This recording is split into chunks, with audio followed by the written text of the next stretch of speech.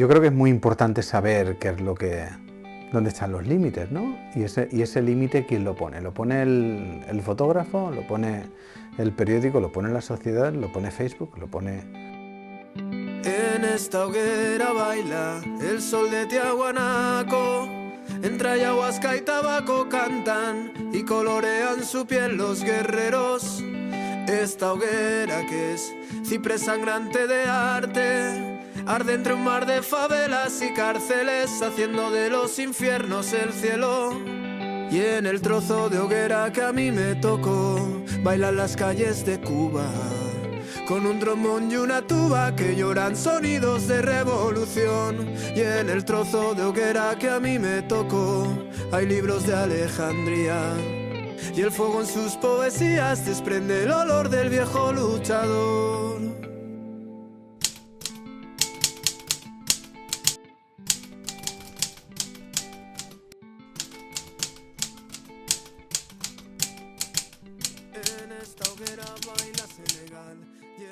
Hoy puedes meter una imagen de un muerto en Facebook, pero en cambio no puedes mostrar unas tetas, ¿no?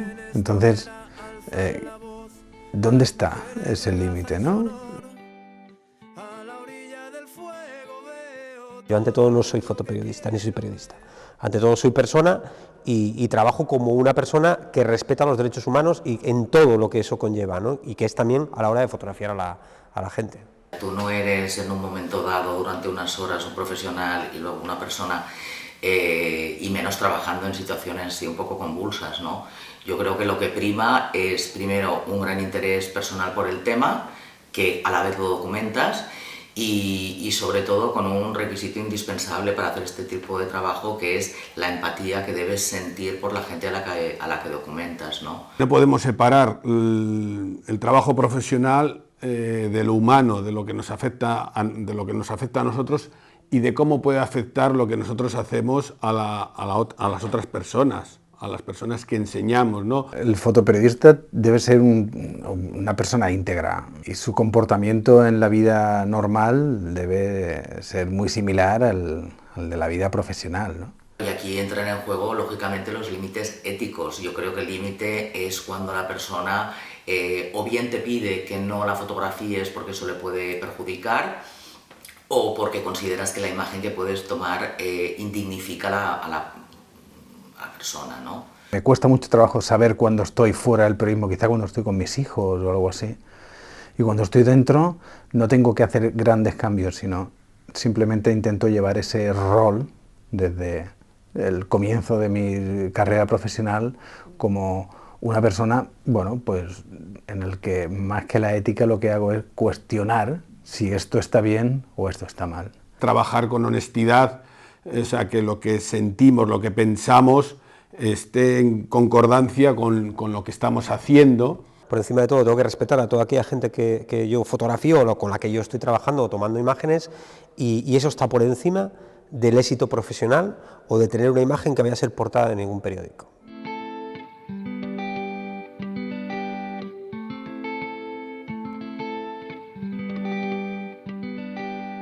La información se ha convertido en un circo.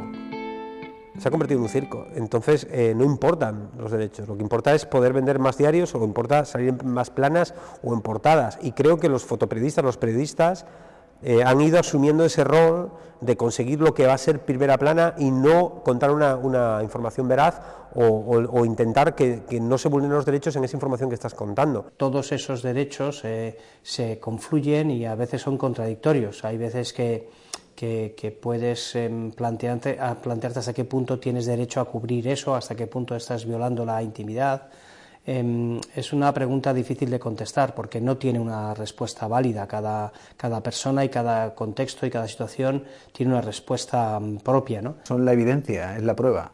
Sin esa prueba no podríamos justificar agresiones, ataques a los derechos humanos, barbaridades. El fotógrafo tiene que hacer su trabajo y tiene que hacer su trabajo de manera que no resulte ofensivo para las personas a las que retrata, que éstas se comporten con la naturalidad o de manera inadvertida respecto al fotógrafo. Eso es el ideal. Luego cada circunstancia, cada situación es distinta, pero bueno, un fotógrafo tiene que procurar estar allí donde la información que va a aportar esa fotografía pueda incluso ser determinante de muchas cuestiones políticas, diplomáticas, militares, etcétera, etcétera. Entonces, bueno, es una colisión entre dos derechos. Evidentemente, el derecho a socorrer a las víctimas es importante, el derecho a informar a la opinión pública internacional es importante y, bueno, la privacidad en determinadas circunstancias se ve afectada, pero bueno, eso le puede pasar a cualquiera, claro, incluso en zonas normales y sin riesgos. El fotoperiodismo tiene que ser algo muy puro, súper puro. O sea, tiene que haber un pragmatismo total hacia retratar una realidad, sin aditivos. Hay imágenes que violan la intimidad más personal, ¿no? Y que además no necesariamente ayudan a comprenderlo. Por tanto, yo creo que sí que el buen profesional tiene esa sensibilidad, tiene la sensibilidad de respetar a la víctima o respetar a los familiares o a las personas que han conocido esa situación, sin que ello implique no explicar en toda su dimensión qué está ocurriendo. Es muy importante cuando llegas a un sitio sentarte y de alguna manera tener el permiso de la gente que fotografías. Ellos saben que yo soy un periodista. ¿Y por qué estoy haciendo estas imágenes? Yo creo que básicamente, como decía antes, es la honestidad. Tú tienes que sopesar entre una imagen cruel, una identidad, a cambio de que eso puede ayudar a cambiar todo el curso de una guerra, un conflicto, una situación o incluso llegar a denunciar una situación grave, ¿no? Me acuerdo un debate que se creó, ¿no? Y que salió un artículo de opinión en El País donde nos entrevistaban a Gervasio Sánchez y a mí después de que unos niños hubieran sido asesinados en un bombardeo en Siria al principio. Entonces se criticó mucho la difusión de esa fotografía porque se decía que se violaba la intimidad de esas personas. Lo que se está violando es el derecho a la vida, lo que se está violando es el derecho de estos niños de tener una educación, ir a la escuela, etcétera, etcétera, ¿no? Entonces yo soy partidaria de que ese tipo de fotografía tiene que darse porque justamente constituye un arma de denuncia. Si nos podemos analizar que cualquier foto viola el derecho a la intimidad, no sé qué, no sé cuántos, se ha acabado la fotografía de calle. Entonces sí que es verdad que deberíamos analizar caso a caso porque generalizar es un poco peligroso, pero yo en principio soy partidaria de difundir todo este tipo de imágenes, ¿no? El respeto a las víctimas, lo primero, y el segundo, pues la información que contribuyan a esclarecer o a aportar.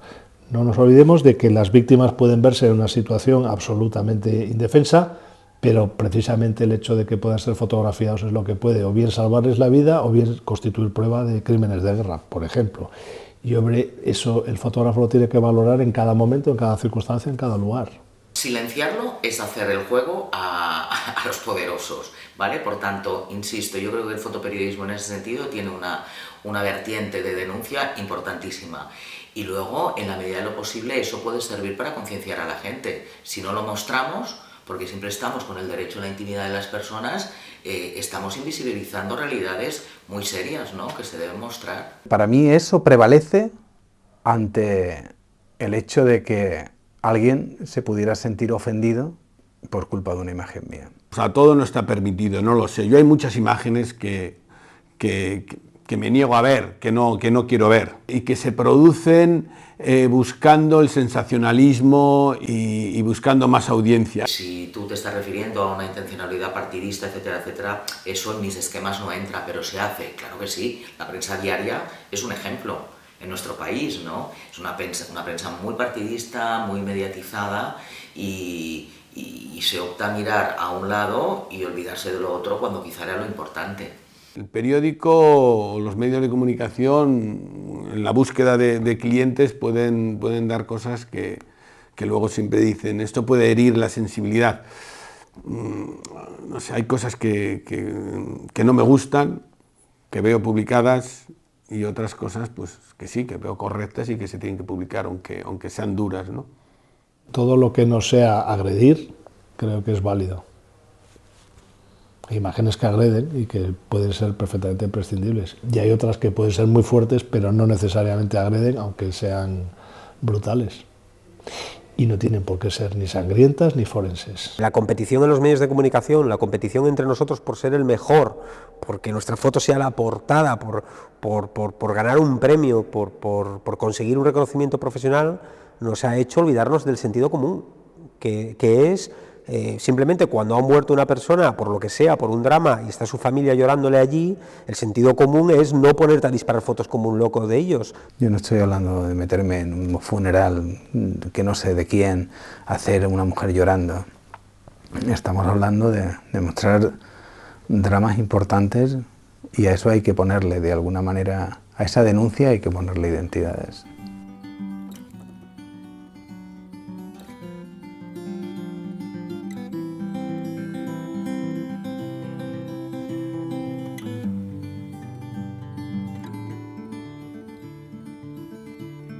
Para contar un drama sabes las imágenes que tienes que tomar, sabes que hay que meter niños, hay que meter mujeres, sabes perfectamente que esas imágenes son las que tienes que meter para contar un drama.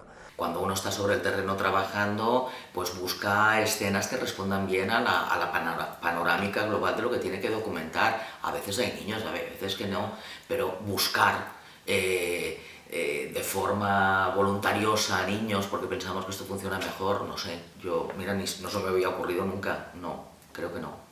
No sé si está tan intencionado el buscar imágenes de menores para que esto tenga una repercusión. Para mí son víctimas, o sea, no son personajes que aparecen en la escena como si esto fuera un teatro, o sea, son víctimas de una agresión, de una situación, y por lo tanto nuestra misión es mostrar una situación que pueda ser una situación como en el caso, por ejemplo, de Siria, que hay gente huyendo de una guerra y esas víctimas hay que ponerle cara, e identidad. Los menores, lógicamente, son objeto de curiosidad e interés siempre. En el caso de los conflictos son las principales víctimas y probablemente sean los más desasistidos o los más vulnerables. Luego es normal que aparezcan en primer plano. Lo que no es normal es que no existan los menores. Eso sí que no es normal. Y en las sociedades avanzadas puede llegar al extremo de que los medios de comunicación, de acuerdo a la legislación vigente, desaparezcan los menores, los niños, y entonces en sociedades avanzadas, civilizadas, puede llegarse a dar el caso de que no existen los niños en la realidad.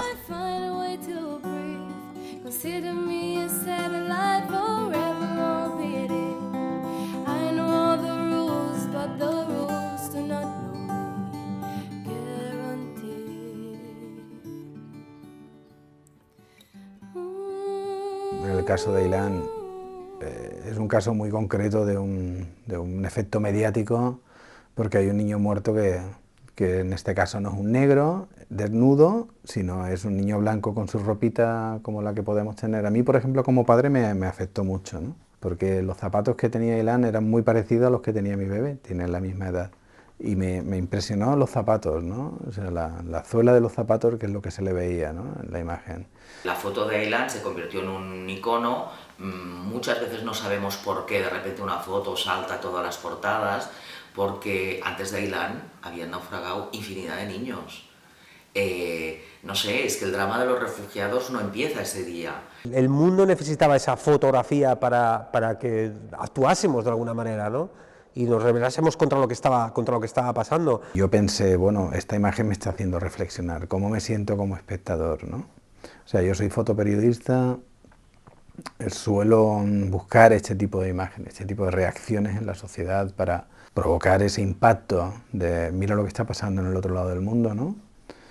Y lo ha conseguido este fotógrafo. ¿Qué efecto me provoca a mí? Yo hice una reflexión, ¿no? Y a mí esa reflexión me sirvió para darle sentido a nuestro trabajo, ¿no?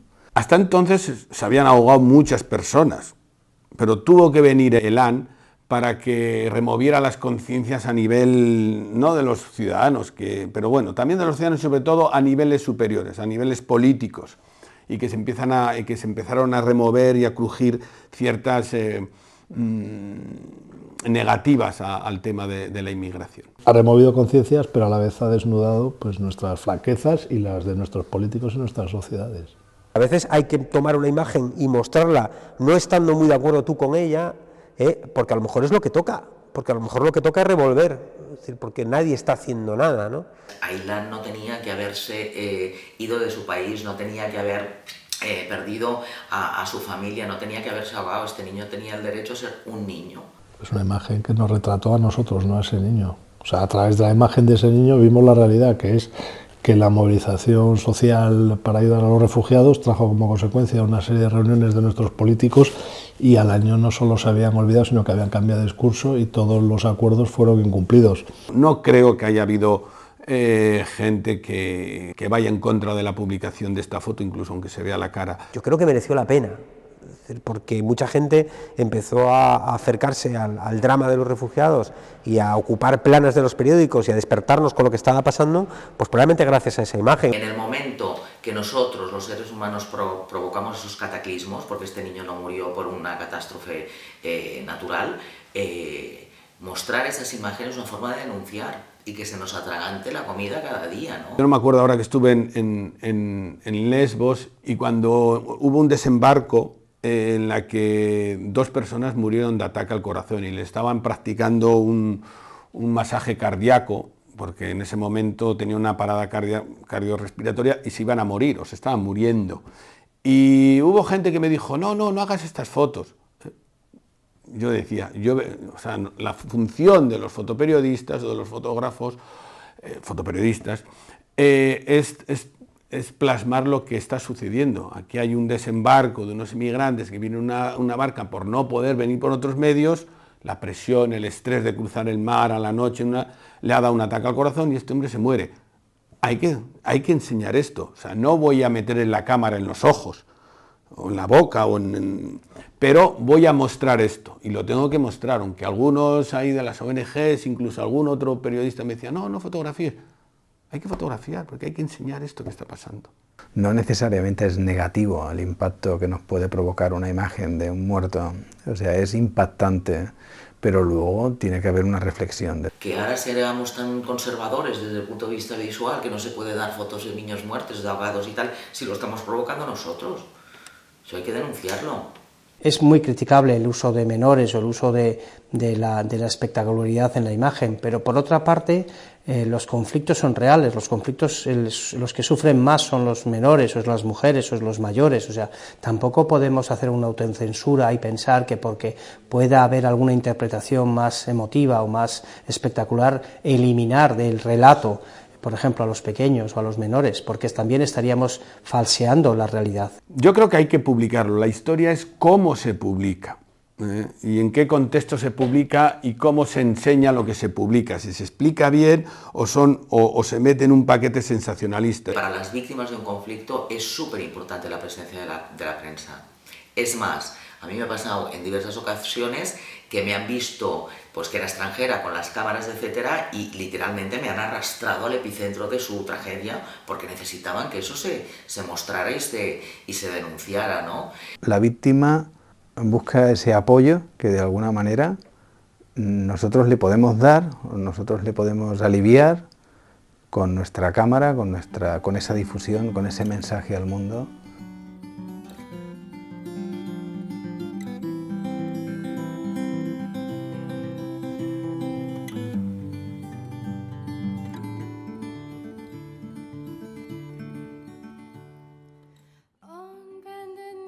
Yo estoy convencido de que nuestro trabajo es muy útil, a pesar de que rebasamos límites, ¿no? Entonces, analicemos cada situación y cada límite de manera individual, porque para colectivo no hay una regla. Mi responsabilidad cuando voy a cubrir un conflicto o cuando voy a fotografiarlo o a explicarlo es exactamente esa, publicarla, informar de ello. Yo creo que uno tiene que tener muy claro cuál es su trabajo, su obligación y cuál es el sentido de estar ahí, ¿no? Y en el caso de un fotógrafo es documentar. El fotógrafo llega al lugar, hace su trabajo y observa esa realidad y la retrata. Cuanto mejor fotógrafo es, no necesariamente tiene que hacer una exhibición de crueldad y de... No, en absoluto, es completamente innecesario e imprescindible. Yo soy partidario de publicarlo casi todo, pero porque parto de la base que ese casi todo se supone que ya ha tenido un filtro del propio fotógrafo ya después de haber empleado la ética, o sea, no somos buitres que vamos fotografiándolo todo e intentando enviarlo todo. Hay que intentar publicar la realidad de lo que está pasando y que la gente al menos pueda decir que él lo sabía, no que no lo sabía, que nos escudamos muchas veces con el decir no lo sabía lo que estaba pasando. Habría que tomar muchas imágenes. Luego yo creo que con calma el fotógrafo, la edición o el periódico, pero bueno, yo más me quedaría en trabajo mío el delimitar qué imágenes pongo y cuáles no. El primero la hago y luego me cuestiono si enviarla o no. Sí, me he cuestionado enviarla y no he enviado ciertas fotos que tengo, pero las he tomado, porque en ese momento no lo sé. A no ser que alguien me haya dicho no hagas fotos y yo no las he hecho. Yo creo que hay unos límites que uno no debe sobrepasar, pero que muchos de esos límites se los pone uno mismo, no te los ponen los medios de comunicación, ni te los ponen tus jefes si tienes jefes, te los pones tú, de lo que quieres y no quieres contar. Creo que censurar o autocensurarte y eliminar esos elementos de una cobertura es justificarla de alguna manera, algún planteamiento hay detrás de ello. Me acuerdo de una que era en Ruanda en el año 1996, donde se me olvidó que era fotógrafo y sucedió una trifulca entre militares y refugiados que le estaban persiguiendo a uno, le habían disparado y lo estaban pegando y tal, y entonces yo no se me ocurrió hacer fotografías, sino solo intentar interceder, interponerme entre ellos para que, no sé para qué, en el fondo, no sé para qué, porque no tenía mucho sentido lo que yo podía hacer, y me apuntaron con una pistola y me sacaron de allí. Yo nunca haría una imagen si está pasando algo alrededor de mí que necesita mi ayuda. La única situación en la que uno debería bajar la cámara en situaciones muy extremas es cuando la vida de una persona depende exclusivamente de ti. Eso pasa poquísimas veces, a mí no me ha pasado jamás, ¿no? No llegaría a un sitio de un terremoto y me pondría a construir una casa porque no sé construir una casa. ¿Entiendes? Haría fotos para conseguir que otra gente que sí sabe construir casas, construyan esas casas.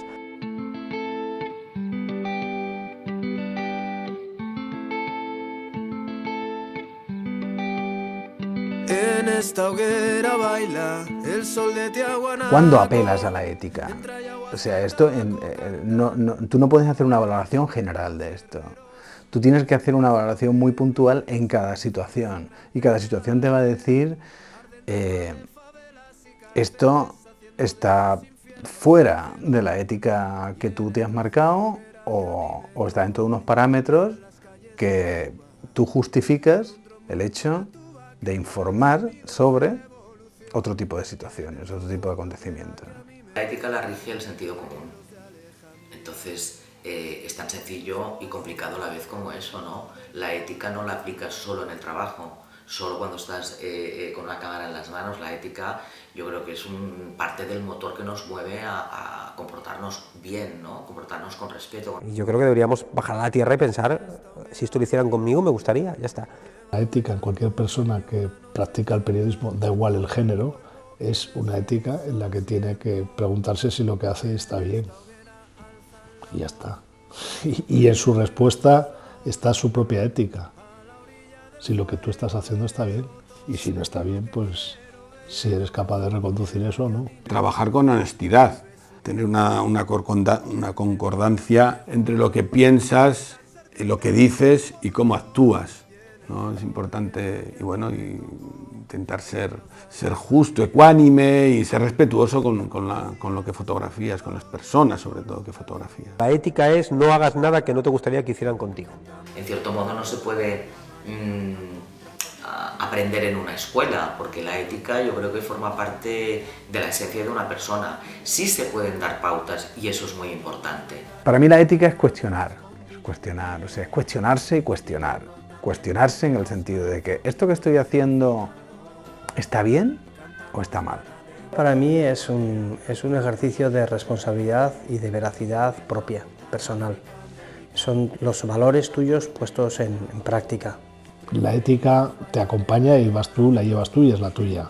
Y luego hay unos códigos éticos que yo si quieres te busco en internet y hay 2500 al menos. Si todo lo pasas por el filtro del sentido común, de verdad que está claro. El problema es que nos olvidamos de eso. Esto que estoy haciendo, ¿es lógico? ¿Es ético? ¿Está bien? ¿Está mal? Eso para mí es la ética. Y te respondes tú, con tu bagaje, con tu conocimiento, con tu honestidad. Y si no, lo puedes consultar también. Pero el cuestionamiento, básicamente, para mí es la ética. Es poder dormir tranquilo al día siguiente, saber que mi trabajo está alineado con mis valores. Es tu esencia, ¿no? qué valores éticos rigen tu vida en el oficio y fuera del oficio. Cantamos para levantar la marea a contracorriente, volviendo a juntar África, América, que suene la voz del esclavo. Preferimos bailar en la hoguera de los continentes, gritando también tenemos corazón, los desafinados. Cantamos para levantar la marea a contracorriente. Se ha movido, ¿eh? Mucho, mucho, ¿tú crees? Creo que sí. Pero bueno. O sea, es como otro plan. A ver. La hoguera de los continentes, gritando también tenemos corazón, los desafinados.